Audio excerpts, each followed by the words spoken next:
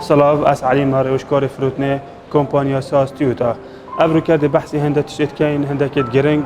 ابخو جالك بتشيك انه بسيطا بس ابخو جالك جرينجن بوما بسلامات يوما او خيزانت ما افانا جي تشتت ما يت سبير بارتس فرقينه بينه تشتي تجاري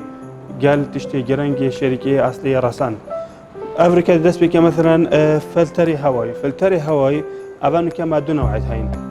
هكا هين ببينن وك شكل وك ديزاين ايكا بس فرقينه بينه هي اوجيت ماتيريال مواد دو بيجن افانو كا شركه افا تجاريه فرقينه بينه في تشيا